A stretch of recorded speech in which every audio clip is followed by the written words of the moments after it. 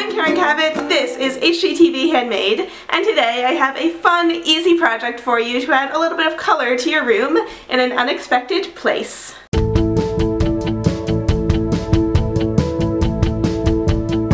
Today I'm going to show you how to update your closet for spring without spending a ton of money on a whole new wardrobe. And it's by, quite simply, painting your clothing hangers. This is a great project to do outside on a warm spring day, and you only need a couple of materials. First, obviously, your clothes hangers. I'm using white clothing hangers that are really cheap at any department store. You could use any color hanger you want, but if you're starting with a colored hanger like this one, you might want to prime it first so that your color shows up a little bit better. But since mine are already white, I'm going to skip the primer and go straight to the colored spray paint. And then optionally, if you want to add patterns or decorations to your hangers, you can use blue painter's tape and scissors. If you just want to paint your hangers a solid color, then you can skip this step.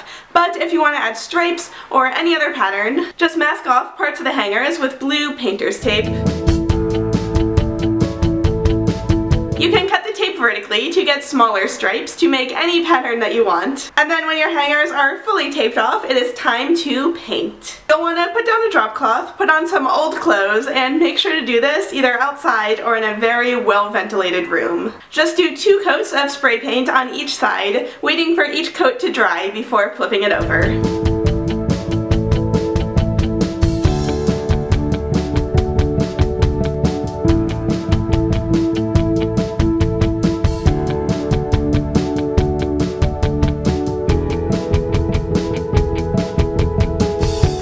Done painting, leave your hangers outside to dry for 1 or 2 hours, and then once they're dry, you can remove the tape to reveal your beautiful designs.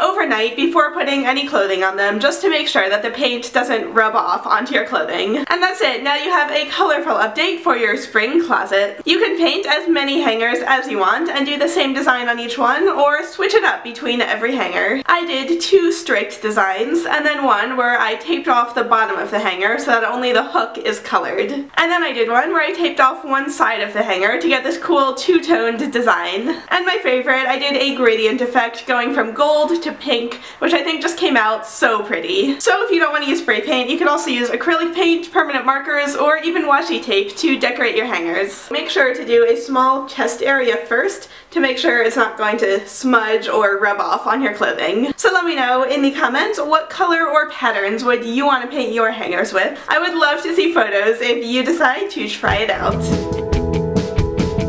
Oh man, now I have to go paint all of my other hangers so that they look as awesome as those did. But in the meantime, let's talk about what happened this week on HGTV Handmade. We started off the week on Monday with a DIY affirmations banner from Meg for those of us who need a little bit of help learning to just let things go. Tie some twine on either end of your dowel and hang that positive puppy on your wall with a little nail.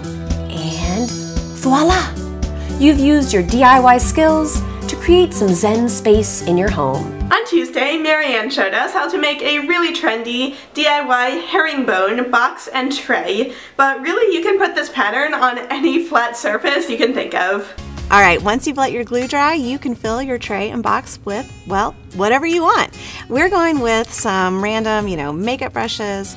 I have some perfume bottles and some bracelets, stuff that was cluttering up my dresser. On Wednesday, Julia took us on a field trip to the Renegade craft fair.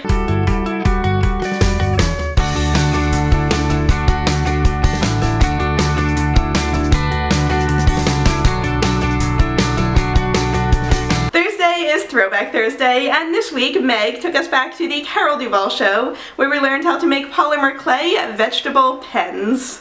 Now we've got both sets of veggies done, and you'll put this in the oven. Remember to take your ink cartridge out in the oven for about 30 minutes at 265 degrees. Okay, so we're going to have baked carrots and baked broccoli. Baked carrots, and not steamed, baked. And on Friday, Anne showed us how to repurpose old candle jars into brand new jars that you can use for anything that you want. So do you have any jars or old candle jars with lids on them? Well, for today's video, I'm going to show you a new way on how to decorate and give these jars a new purpose for springtime. So let's get started. So that was the week on HGTV Handmade, but before we go, I want to mention a brand new show that is on the official HGTV YouTube channel. It just premiered, it's called Ask Genevieve, and every week Genevieve is going to answer one of your tough interior design questions. A really common complaint that I get from people who own older homes is that the kitchen is just too small. Make the cabinets as tall as possible and extend those cabinets all the way up the wall to the very tippy top where it meets the ceiling. Then you can take off all the fronts of those cabinets on those uppers and make them glass. When you create a sense of depth, the galley feels wider. I've been learning a ton from the show so far, and I've definitely gotten a lot of good ideas. So make sure to go subscribe to the official HGTV YouTube channel for a new episode every single week. So that's it from me, guys. Thank you so much for watching and subscribing. We really appreciate it. I hope you all have a fabulous day, and don't forget to keep on crafting. Bye.